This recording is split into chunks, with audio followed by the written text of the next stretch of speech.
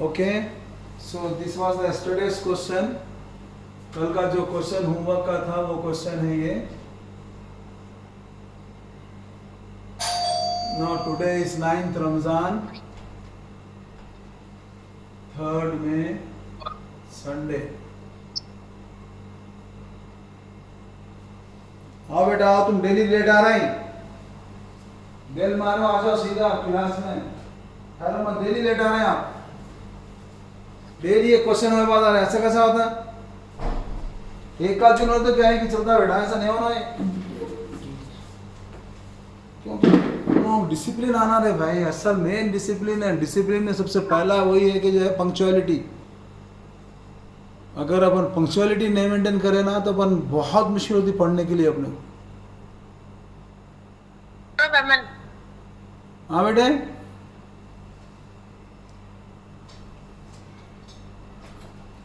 आज वैसे हमारे स्कूल की मीटिंग भी है, पेरेंट्स मीटिंग. तो इंशाल्लाह मैं 4 बजे से मीटिंग रहेंगी और ये सेम यही आईडी रहेगा मीटिंग के लिए कि अपने पेरेंट्स को बोलिए. वैसे भी मैं भिजाता हूँ, वो एक ग्रुप में भिजाएं और एक 2 ग्रुप में भिजाना है, भिजाता हूँ. सेम यही रहेगा मीटिंग का भी आईडी. तो अपनी क्लास जो है ना बेटा आज 3:40 तक ही रहेगी. जैसा ही जो है ना अपने टाइम ख़त्म होती है आप लोग you can finish that one. तो उसके बाद फिर रिकनेक्ट करने की ज़रूरत नहीं है आज, क्योंकि मेरे को आज पेरेंट्स मीटिंग है तो उसमें अटेंड करना है इंशाल्लाह.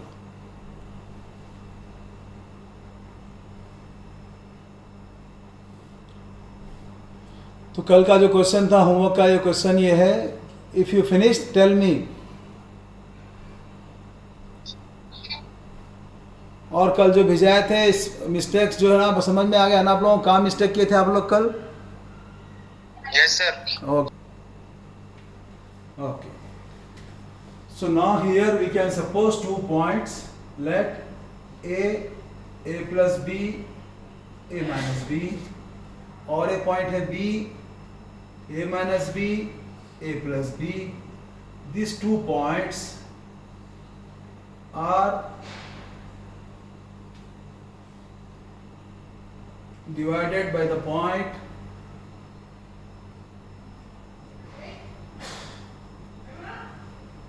okay. So now these 2 points are divided by pxy. तो pxy डिवाइड कर रहा है उसको in the ratio 3:2. Means this is m1, this is m2 and this one is x1 y1 and this is x2 y2. Now we have to find out pxy. So we know that pxy is equal to m1 x2 plus m2 x1 by m1 plus m2, then m1 y2 plus m2 y1 by m1 plus m2. Now this will become m1 x2 means 3 into a minus b plus m2 x1 2 into a plus b by 3 plus 2. Next is again 3 into a plus b plus 2 into a minus b by 3 plus 2. Now if you move further, अब अपने को 3 into a minus, ये bracket में जब दोनों हैं तो ये दोनों से मल्टीप्लाई करना है. 3a minus 3b plus 2a plus 2b by 5. This one 3a plus 3b plus 2a minus 2b by 5. So now from here like terms माने जिसका वेरिएबल सेम रहना, एक्सपोनेंट भी सेम रहना, वो है a और ये दोनों सेम है. तो दोनों लाइक टर्म्स है. लाइक टर्म्स है, दोनों को अपन ऐड है तो ऐड कर सकते हैं, सब्ट्रैक्ट है तो सब्ट्रैक्ट कर सकते हैं. तो now you can add this to 5a, फिर वैसे minus 3a minus 2b minus b by 5. ये एक हो गया पॉइंट, एक्स कोऑर्डिनेट हो गया. फिर ये 3a plus 2 5a minus b by 5. So now 3a this here sign is plus because 3b is plus. Okay, therefore pxy is equal to answer. This is your answer. Okay beta? Now this is very simple. अब इसके after this question we are having the last questions about centroid of the triangle. तो पहले अपने को मालूम ये करना है कि centroid किसको बोलते हैं, क्या है क्या नहीं. Then next question है regarding the centroid of a triangle. तो इसका एक फॉर्मूला और एक आने वाला है. तो अभी तक अपन जो फॉर्मूलेस कर रहे हैं अपन, we have done first distance formula.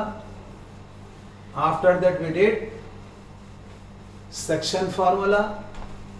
Then we did midpoint of the line for any point. अब जो आ रहा है फॉर्मूला वो है सेंटरॉइड. तो अब सबसे पहले अपने को मालूम ये होना है कि what is the centroid. Centroid बोलते किसको? If I draw any triangle, centroid of a triangle, this is the triangle A B C. Okay, now we are finding out centroid of a triangle. ये फॉर्मूले पे ये बात के question है, 2-3 question जो भी है. तो इसमें जो है ना सेंटरॉइड बोलते हैं किसको. नाउ दिस इज द, हाँ बेटे what happened, anything? Meeting point of median. Meeting point of median. शाबाश. अब मीडियन किसको बोलते हैं? सेंटरॉइड क्या है? Centroid is called meeting point of median. Sir median क्या है? जल्दी बोलो. Meeting point of median. जो बच्चे 10 के हैं बोलना ही है. किसे बोलते हैं मीडियन? किसे बोलते हैं? Meeting point of medians. What is medians? In a right angle triangle, a line joining vertex to the midpoint. Is midpoint of the opposite side. ये बोलना है आपने. तो क्या है? Median is the line, या in a triangle, line join from the vertex to the midpoint of opposite side. ये इसको बोलते हैं अपन median. Mid point of opposite side. तो अब ये BC का मिड पॉइंट अगर से मैं यहाँ पे ले लिया, इसको D बोला, तो चलिए AB से लेंगे. पहले AB ले लो आप, D मिड पॉइंट, फिर BC ऑर्डर में है ना ये, E मिड पॉइंट, फिर CA मिड पॉइंट, PEF. तो इसको आप अगर ज्वाइन कर लेंगे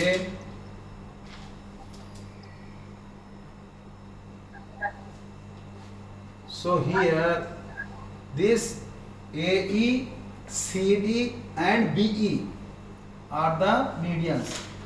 AE, CD and AD, BE and CD are the medians. ये है medians. अब क्या है? These medians are meeting at one point. This is represented by G, और वो पॉइंट भी बोलते हैं अपन सेंट्रॉइड.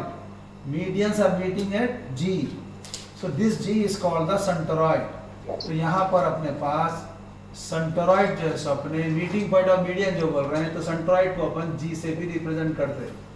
अब सेंट्रॉइड जो है ना always divide medians in the ratio 1:2. ये एक हिस्सा रहेगा तो ये 2 हिस्से रहेंगे. जैसे ये एक हिस्सा है, ये 2 हिस्से है. तो always centroid divides median in the ratio 1:2. Centroid divides median, जिसको आप सेंट्रॉइड को ब्रैकेट में G भी लिख सकते हैं, point G, divide median in the ratio 1:2.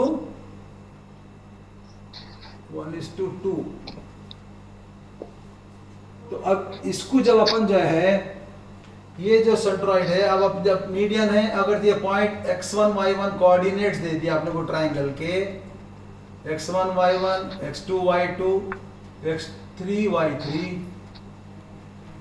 तो ये जो कोऑर्डिनेट्स है, अब इसके बाद सेंट्रॉइड का फॉर्मूला लिखना है. बाय यूजिंग दिस रेशियो 1:2 अगर चलिए तो आप जैसे अपने पहले ये दोनों का मिड पॉइंट मालूम करना। ई का मिड पॉइंट क्या होता है? ये x2 plus x3/2 y2 plus y3/2। अब ये 1:2 फार्मूला यूज करो, ये 1 के 2 के यानी 1:2 रद्द रहेगा।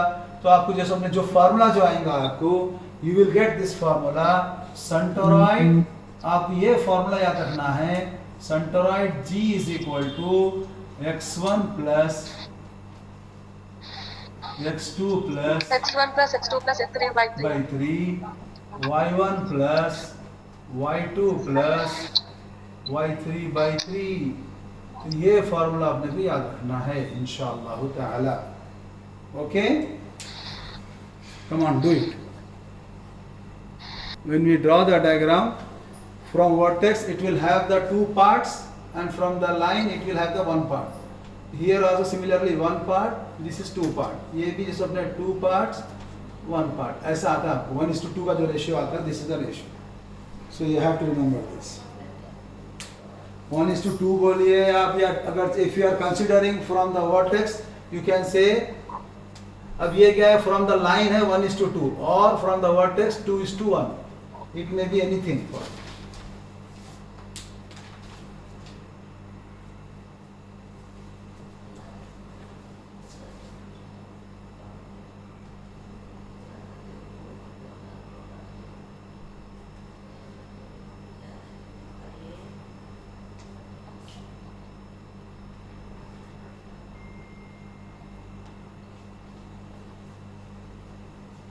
So better you remember this one as centroid of the line.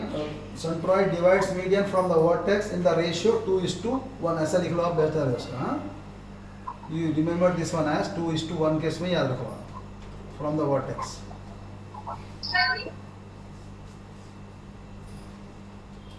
Okay, now we will go for the question। थोड़ी देर ऑन करके फिर वापस करो। Find the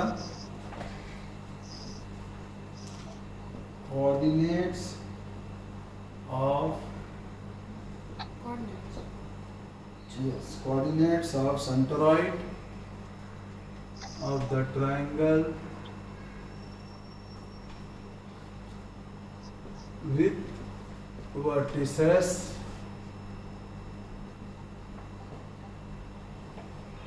तो 3 बिट है इसमें। फर्स्ट बिट में है -1 3 6 -3 and -3 6।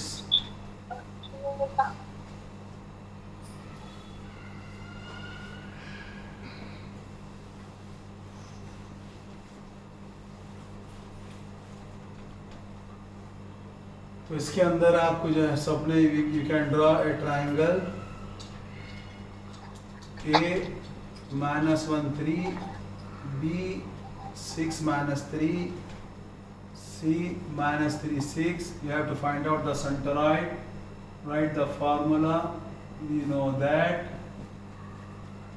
centroid G is equal to x1 plus x2 plus x3/3 y1 plus y2 plus y3/3. So this will become -1 plus 6 minus 3/3 3 minus 3 plus 6/3. So here this is plus is 6, -1 minus 3 is -4/3. This 3 gets cancelled, 6/3. Now this will become 2/3. 3 1s are 3 2s are and 2. Therefore centroid is equal to answer 2/3 and 2. And third question is this one. 1 minus 1 0 6 and -3 0.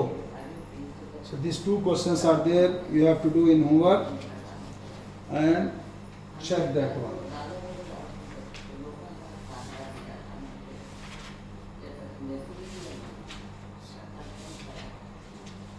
इसके बाद के दोनों exercise बहुत ही आसान, बहुत ही simple,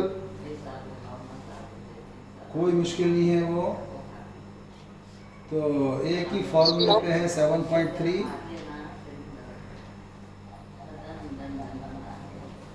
तो इसमें अपने को जैसे फॉर्मूला अलग अलग जो मालूम करना है फॉर्मूले वो दिखा दूँ, उसके ऊपर वो एक्सरसाइज लेंगे आप इंशाल्लाह।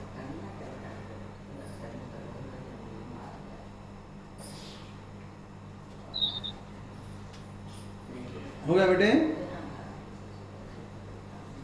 फिनिश और you need some more time.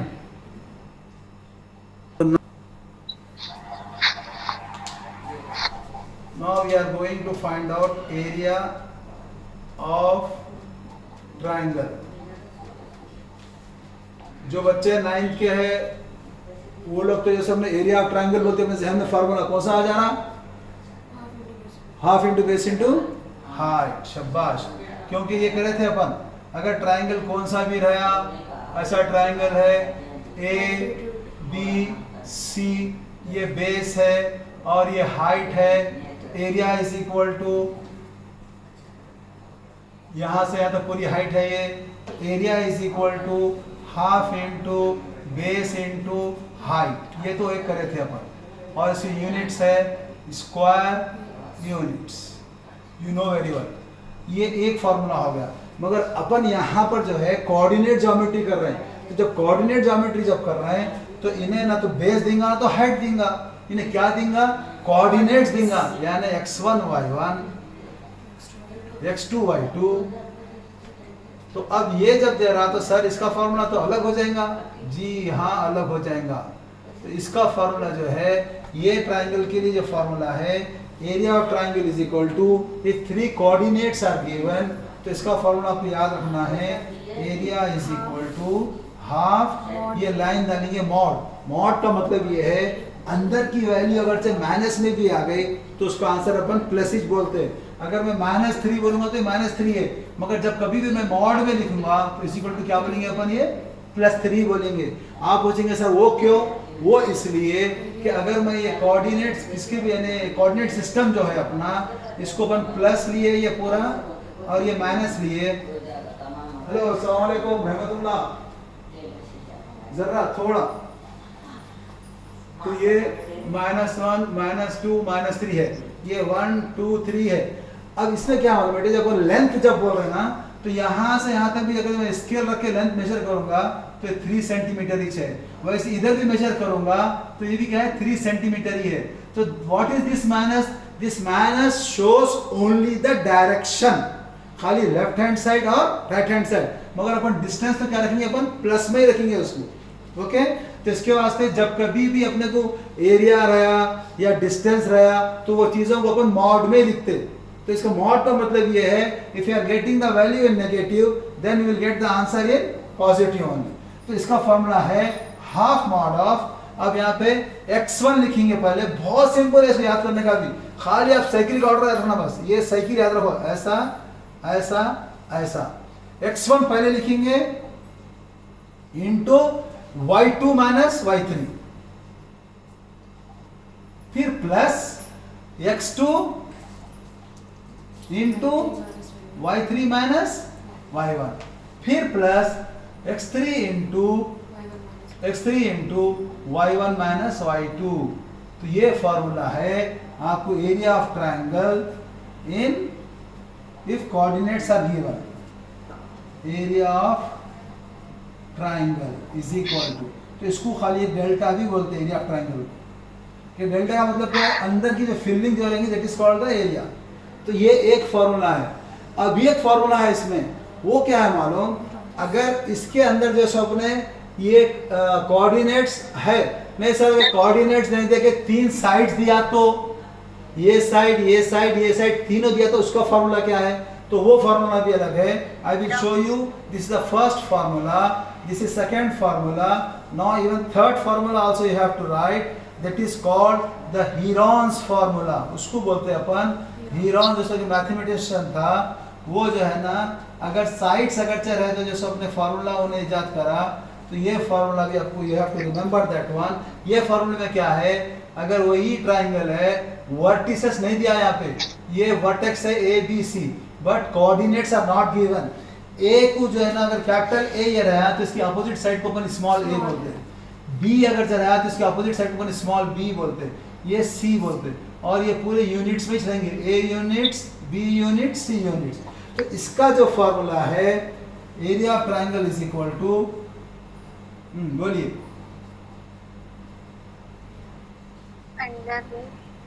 कौन बोल सकते हैं?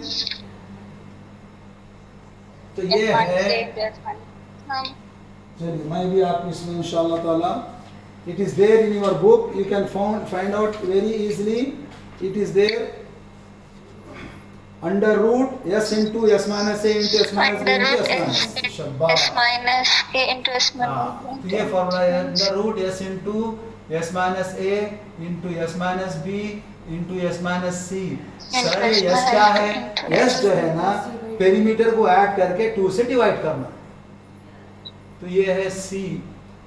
तो s is where, s is equal to, perimeter क्या होता है? पेरीमीटर को तो दोनों को अपन ऐड करते हैं ना, a plus b plus c by 2, तो इसको अपन बोलते हैं हाफ ऑफ पेरीमीटर भी बोलते हैं, half of perimeter of triangle, s की वैल्यू।